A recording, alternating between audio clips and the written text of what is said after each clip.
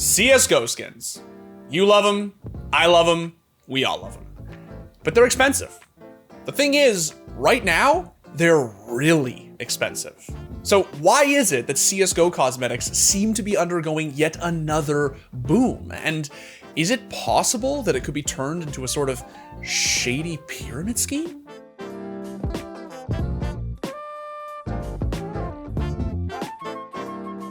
Okay, so before we start talking about ops and whatnot, I gotta do the whole plug thing. Please, please, please like the video, subscribe to the channel, and make sure you turn on notifications so that you never miss a video, even the ones about League. Okay, so if you are somehow unfamiliar with how the whole CSGO skin ecosystem works, here is a very quick TLDR. Unlike the vast majority of games in which skins exist and or matter, such as League, Valorant, Overwatch, and Siege, CSGO's cosmetic infrastructure is open, meaning that items can actually be listed on the Steam marketplace or traded directly between accounts. What this has given way to, of course, is a beautiful, awful, and altogether terrifying gray market in which skins are bought, sold, scammed, gambled, and traded on a myriad of third-party sites that can send shivers up the spine of the unsuspecting silver threes who use them. But use them they do, since knives are shiny and cool, and look how flippy mine is. Now, in terms of how much these things actually cost, it varies significantly. Whereas run-of-the-mill cosmetics can fetch in between $5 and $10, others can fetch in between $500 and $1,000. Others still can fetch in between $5,000 and $10,000, if not more. Now, if you don't know, around this time last year, CSGO skins began to undergo a very significant boom. Thanks to COVID, CSGO enthusiasts around the world were stuck at home with nothing to do and nowhere to go. So in addition to playing a ton of Counter-Strike, they began spending never before seen amounts of money on it. Over the course of the next 6 months or so, prices skyrocketed. And I mean skyrocketed. Everything from knives to gloves to so-called high tiers, Dragon Lores, Gungnir's, and certain sought-after Dopplers, etc., reached record levels of absurdity in terms of what they fetched. And then, in the fall, things began to slow down. Countries slowly started to soften their stay-at-home measures, and as expected, player numbers started to become reasonable again. Then, of course, Operation Broken Fang happened, and after several weeks of complete and utter stagnation, the market just went nuclear. Fast forward to now, about half a year later, and it feels as if prices are doubling by the week. So, what the f happened? Well, in an effort to find out, I sat down with the homie Zipple, a full-time skin trader who we did a feature on last year, and who you definitely know if you follow any CSGO-related accounts on Twitter, since his recent acquisition posts are collectively drooled upon by the CS community. And after the operation, or like when it had been going on for like a couple of weeks only, right? And the op fade was out. It was like going back and forth, not really making much progress. Then it like dropped in value, was only $1,000 and was like $1,200. Just going back and forth, like seemed like it was hard stock. Same with all the high tiers like Gungnir and stuff like that. But then like during, nearing the end of the operation, then shit got crazy, right? Because like now op fade is 1900 or 2K. D-Lores went to almost 10K. Everything just like spiked massively. The question, of course, was why? It spiked in such a way that, nobody would rationally claim that that was natural. Like that it becomes very apparent that these large groups of investors have started buying large quantities of high-end skins and then keeping them. Okay, so it's probably best if we back up just a little bit in order to best understand what Zipple is actually saying. For several years now, CSGO skins have been viewed as an actual viable investment. You bought them or unboxed them, watched as the price kept steadily going up, and thought to yourself, shit, I could sit on these and actually stand to make a pretty penny. And then, somewhere along the way, CSGO got big in China. Before long, you had this massive influx of newly minted CSGO fanatics who, in addition to boasting a fair bit of disposable income, were putting an unprecedented amount of demand onto a market that hadn't really been built to offer that kind of supply. What were previously rare but attainable treasures, howls, Kato hollows, souvenir dragon lores, etc., had become incredibly sought-after commodities that were doubling, tripling, quadrupling, and in some cases, quintupling in price. Last week, for instance, we did a Don't At Me on a CSGO skin that was privately traded for $150,000 US, supposedly breaking the all-time record for the most expensive Counter-Strike cosmetic ever sold. What's crazy is that apparently it's already worth more than that. Like, much more. So where was all of this happening? Well, I'll tell you this, it sure as shit wasn't on the Steam market.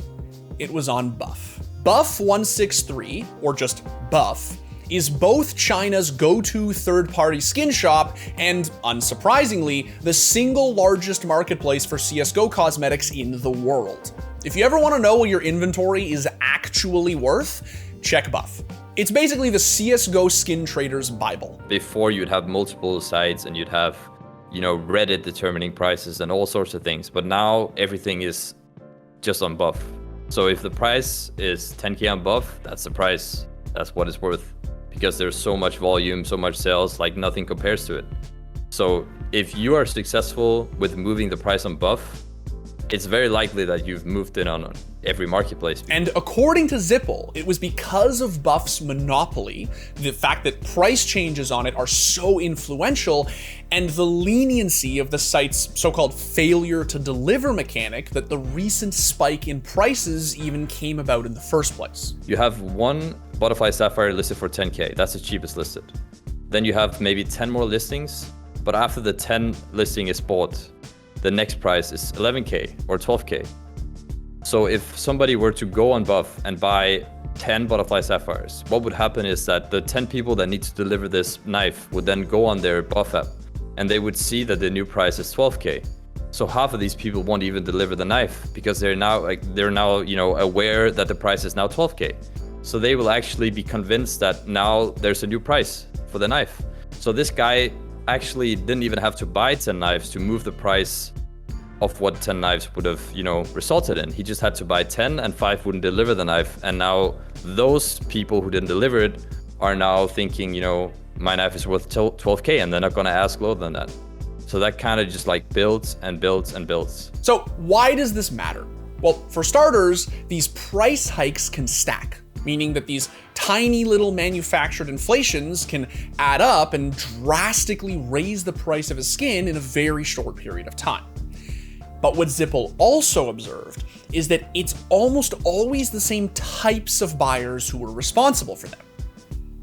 Hoarders. And I started looking at the buyers, they were all the same. It was like 4, 5, 6 guys, all the same accounts. They had like storage units, and then what was visible in their inventory was like either 50 pairs of Vice gloves or 500 of the same sticker or 150 Emperor M4s. So just like a multitude of various items, like so many different items, but in large quantities, and none of them had played an hour of CSGO. The question, of course, is what happens if these select few traders decide to unload their treasure trove of skins all at once? Well, according to Zipple, it wouldn't be great. Hundreds of the same really expensive skins. So if they decide one day, now we just dump all of it, it'll be ugly, right? We're definitely dealing with like some really large groups of Chinese investors who are just buying massively into the market. And none of us knows if they're doing it for a quick pump and dump or they're doing it for like long term. Maybe they're selling next year. I don't know if it's scary, but it's a little bit scary to think that, they can literally flip the market overnight with the amount of items they're holding. Now, to be fair, Zipple doesn't actually think that these investors would do that, since it would all but destroy the market that they stand to make such a killing off of. He thinks that they're more likely to try to repeat this process over and over. They don't want to push the prices and dump it. Everybody will be aware of what they're doing, and then you know, nobody's ever gonna believe when prices go up again. Here's where things get really crazy though. Like, put on your tinfoil hats crazy. According to Zipple, there's a sense in which the repeatability of this whole venture is even scarier, since theoretically, it could create some very fertile ground on which to build a pyramid scheme. You'll have some people who will start buying up the items early.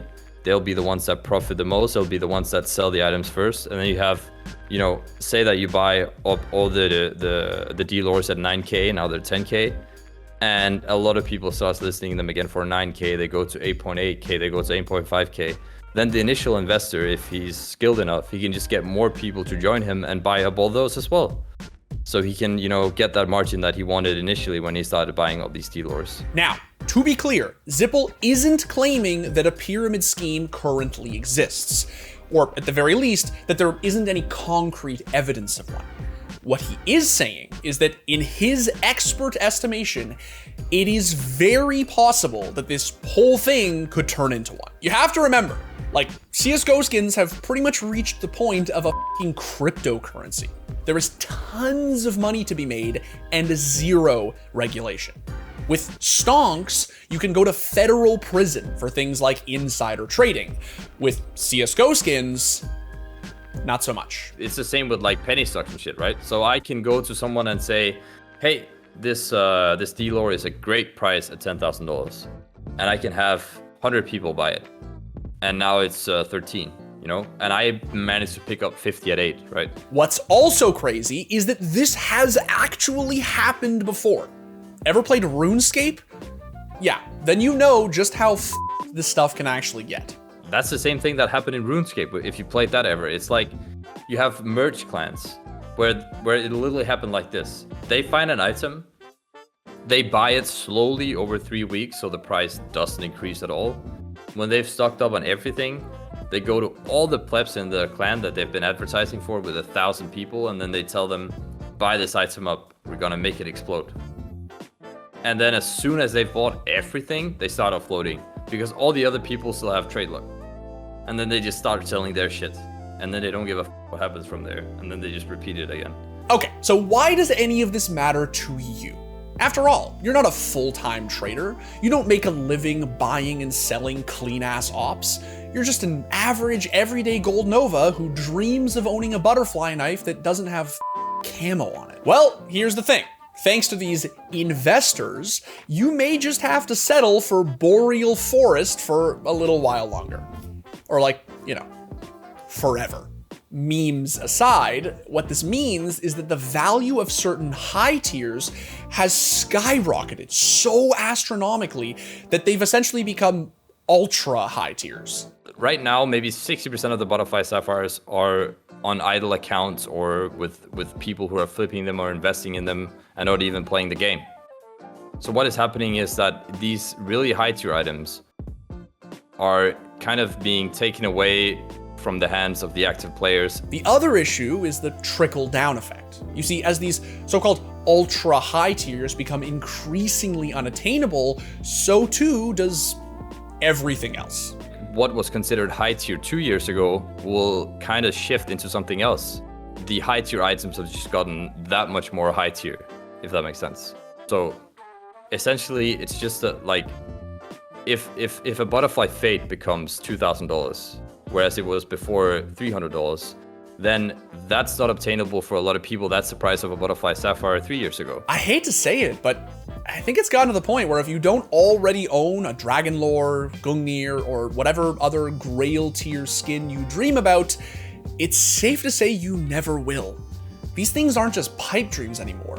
They're fictions. The upside, of course, is that today's mid-tier is fated to become tomorrow's high tier. So don't despair if a Doppler Phase 2 was the best you could do.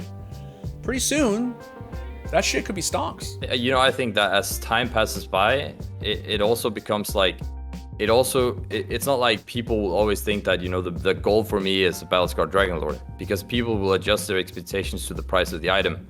So probably if prices continue to go up, then in a year's time, maybe it's like really insane if somebody has a M9 Doppler in like a regular phase 2 or 4 in a game. As for where the ceiling on all of this is, who knows, man.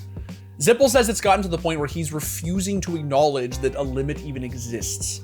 All I'll say is that if there is a limit, I don't even want to know what it is. I'm not gonna say that there is a roof anymore, because I thought to myself, at every stage, I've had an item that is now 20k, and I would think at 2k, this is the top, 5k, this is the top, 10k, this is the top, 20k, this is the top, and I just keep being wrong, so I'm not gonna say it anymore. I feel like you're an M9 bayonet fade, you know? Yeah, rugged, reliable, and classic. Classic. Never. That's the thing about the M9 fade, man. Never goes out of style. Never goes out of style. Always a nice item. Not the most expensive skin. Not the cheapest either. Fetches a pretty penny, but it is just like the ultra mid tier. It's like the fade is like. Never goes out of style, Devin. You're mid tier, Devin. You're mid tier, but you are the best. You are the best mid tier.